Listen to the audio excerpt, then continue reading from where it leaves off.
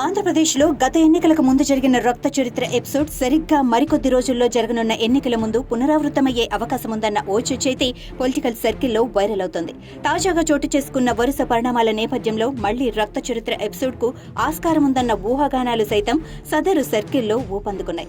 ఆంధ్రప్రదేశ్ ముఖ్యమంత్రి fan party అధ్యక్షుడు YS Jagan సొంత చిన్నాన్న వైఎస్ వివేక కుమార్తె వైఎస్ సునీత ఫిబ్రవరి 2వ తేదీ అంటే శుక్రవారం హైదరాబాద్లో జూబ్లీహిల్స్ పోలీస్ స్టేషన్ మెట్లెక్కారు. తనకు ప్రాణహాని ఉందని పోలీసులకు ఆమె ఫిర్యాదు చేశారు. తనను చంపుతామంటూ సోషల్ మీడియాలో బెదిరింపులు వస్తున్నాయంటూ ఆమె తన ఫిర్యాదులో పేర్కొన్నారు. సోషల్ మీడియాలో తనపై బెదిరింపులకు పాల్పడిన వారిపై చర్యలు తీసుకోవాలంటూ ఆమె పోలీసులను కోరారు. అయితే తనకు ప్రాణహాని ఉందంటూ వైఎస్ సునీత ఫిర్యాదు చేసినట్లు జూబ్లీహిల్స్ పోలీసులు ధృవీకరించినట్లు సమాచారం.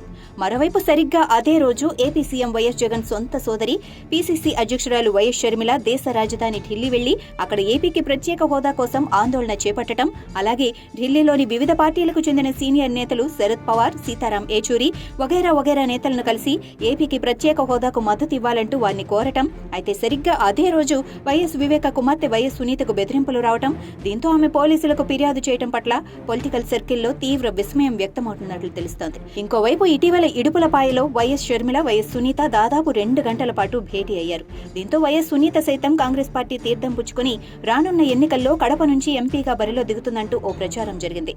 అలాగే వైఎస్ వివేక భార్య అంటే వైఎస్ సునీత తల్లి వైఎస్ సౌభాగ్యమ్మను రానున్న ఎన్నికల్లో కడప ఎంపీగా బరిలో దింపేందుకు వైఎస్ సునీత, వైఎస్ షర్మిలను కలిసికట్టుగా పావులు కదుపుతున్నట్లు ఓ చర్చ సైతం ఊపందుకుంది. అయితే గత ఎన్నికలకు సరిగ్గా కొద్ది రోజుల ముందు వైఎస్ వివేకానందరెడ్డి పులివెందుల్లోని తన సొంత నివాసంలో దారుణ హత్యకు గురయ్యారు. ఈ హత్యను నాటి ముఖ్యమంత్రి నారా చంద్రబాబు నాయుడే చేయించారు అంటూ నాటి ప్రతిపక్ష నేత వైఎస్ జగన్ ఆరోపణలు గుప్పించడమే కాదు, ఈ కేసు సీబీఐకి అప్పగిస్తేనే కానీ ఈ హత్య వెనుక ఉన్న పాత్రదారులు, సూత్రధారులు సైతం బయటకు వస్తారంటూ కీలక వ్యాఖ్యలు చేశారు. ఇంతలో ఎన్నికలు జరగడం, ఆ ఎన్నికల్లో జగన్ పార్టీ విజయకేతనం ఎగురవేయటం, ఆ క్రమంలో సీఎంగా వైఎస్ జగన్ బాధ్యతలు చేపట్టడం, అనంతరం వైఎస్ వివేక హత్య కేసు అటకెక్కటం చకచకా జరిగిపోయాయి. దీంతో అసలు పరిస్థితి అర్థమైన వైఎస్ సునీత తన తండ్రి హత్య కేసు వెనుక ఉన్నవారిని బహిర్గతం చేయాలంటూ న్యాయస్థానాన్ని ఆశ్రయించి ఆ న్యాయస్థానాల ద్వారా సీబీఐ దర్యాప్తునకు ఆదేశించటం, అనంతరం వివేక హత్య కేసు ఏ మలుపులు తిరిగిందో, ఈ హత్య వెనుక ఉన్న పాత్రదారులు, సూత్రధారులు సైతం బహిర్గతమయ్యారు. అయితే మళ్లీ ఎన్నికలు జరగనున్నాయి.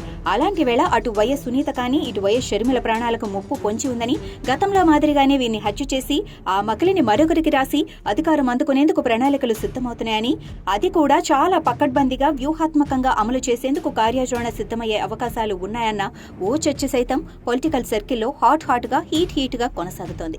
అదే కాక పీసీసీ అధ్యక్షురాలు వైఎస్ షర్మిల భద్రతను జగన్ ప్రభుత్వం సాధ్యమైనంత మేర తగ్గించిందని, ఇదే అంశంపై ఇప్పటికే హస్తం పార్టీ నేతలు డీజీపీకి ఫిర్యాదు చేయడం, ప్రతిపక్ష తెలుగుదేశం పార్టీ సీనియర్ నేత మాజీ మంత్రి చింతకాయల అయ్యన్న పాత్రుడు ఏకంగా ప్రెస్ మీట్ పెట్టి వైఎస్ షర్మిలకు ముప్పు పొంచి ఉందంటూ కీలక వ్యాఖ్యలు చేశారని సదరు సర్కిల్లో ఓ చర్చ అయితే హల్చల్ చేస్తోంది.